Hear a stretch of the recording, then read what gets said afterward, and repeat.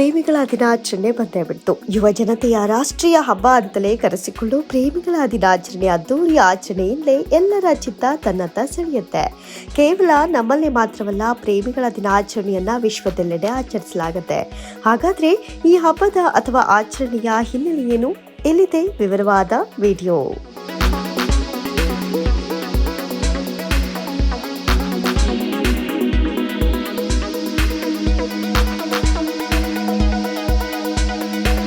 ಪ್ರತಿ ವರ್ಷ ಫೆಬ್ರವರಿ 14ರಂದು ಪ್ರೇಮಿಗಳ ದಿನ ಆಚರಿಸುತ್ತಾರೆ. ಈ ದಿನ ಪ್ರೇಮಿಗಳು ತಮ್ಮ ಪ್ರೀತಿಯ ಸಂಕೇತವಾಗಿ ಕೆಂಪು ಬಣ್ಣದ ಬಟ್ಟೆಯನ್ನ ತೊಡುತ್ತಾರೆ. ಅಲ್ಲದೆ ಪರಸ್ಪರ ಕೆಂಪು ಹೂವು, ಸಿನಿ ತಿನಿಸು, ಕೇಕ್ ಹಾಗೂ ಗಿಫ್ಟ್ಗಳ ವಿನಿಮಯ ಮಾಡಿಕೊಂಡು ಹದಿಹರೆಯದ ಹೃದಯಗಳ ಪ್ರೀತಿಯ ದ್ಯೋತಕ.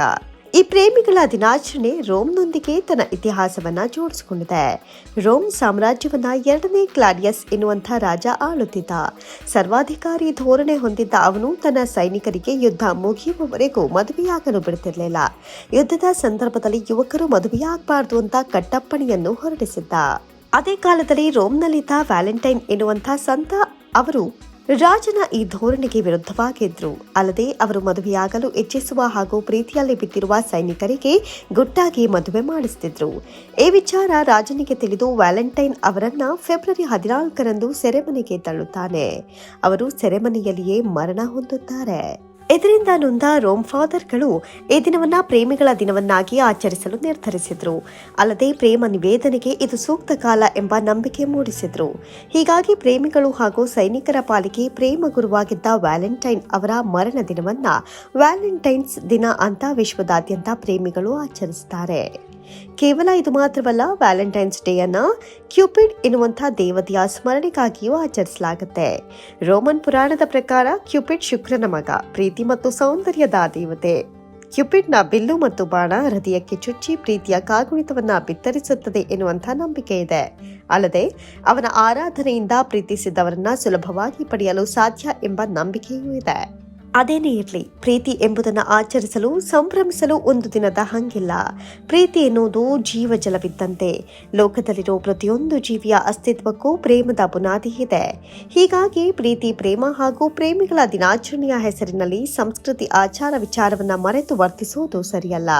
ಪ್ರೇಮ ನಿವೇದನೆಯ ಹೆಸರಿನಲ್ಲಿ ಹುಚ್ಚಾಗಿ ವರ್ತಿಸುವುದು ಸಲ್ಲದು. ಪ್ರೇಮಿ ತನ್ನ ಪ್ರೇಮವನ್ನ ಒಪ್ಪಿಲ್ಲ ಎನ್ನುವ ಕಾರಣಕ್ಕೆ ಆತುರದ ನಿರ್ಧಾರಕ್ಕೆ ಬರುವುದು ಪ್ರೇಮಕ್ಕೆ ನೀಡುವ ಗೌರವವಲ್ಲ. ಪ್ರೀತಿ ಪ್ರೇಮದಲ್ಲಿ ಗೌರವವಿರಲಿ ಅಂತ ಹಿರಿಯರು ಪ್ರತಿಪಾದಿಸುತ್ತಾರೆ. ಇನ್ನು ವಿಶ್ವದಾದ್ಯಂತ ಈ ಪ್ರೇಮಿಗಳ ದಿನಾಚರಣೆಯನ್ನ ಹೇಗೆ ಆಚರಿಸಲಾಗುತ್ತೆ ಅನ್ನೋದನ್ನ ನೋಡೋದಾದ್ರೆ, ಬಹುತೇಕ ಪ್ರೇಮಿಗಳು ಈ ದಿನದಂದು ಒಟ್ಟಿಗೆ ಸಮಯ ಕಳೆಯಲು ಬಯಸುತ್ತಾರೆ. ವಿಶೇಷವಾಗಿ ಕೆಂಪು ಗುಲಾಬಿ ಬೊಕ್ಕೆ ನೀಡೋದು, ಹೃದಯ ಶೇಪ್ನಲ್ಲಿರೋ ಆಟಿಕೆಗಳು, ವಾಚ್, ಉಂಗುರ ಎಲ್ಲವೂ ಈ ದಿನದಂದು ಹೆಚ್ಚು ಮಾರಾಟವಾಗುತ್ತೆ. ಕೆಂಪು ಗುಲಾಬಿಗಳು ಎಲ್ಲೆಡೆಯೂ ಪ್ರೀತಿಗೆ ಬಳಕೆಯಾಗುತ್ತೆ.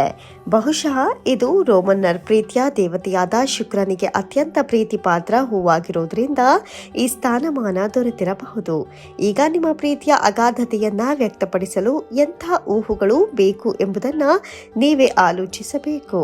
ಕೇವಲ ಅಮೆರಿಕ ಒಂದರಲ್ಲಿ ರಾಷ್ಟ್ರೀಯ ರಜಾ ದಿನವಾದ ಈ ದಿನದಂದು ಸುಮಾರು 189 ದಶಲಕ್ಷ ಗುಲಾಬಿ ಹೂಗಳು ಮಾರಾಟವಾಗುತ್ತವೆ ಎಂದರೆ ನೀವೇ ಊಹಿಸಿ ಈ ಪ್ರೇಮಿಗಳ ಹಬ್ಬದ ಗಮ್ಮತ್ತು ಹೇಗಿರಬಹುದೆಂದು.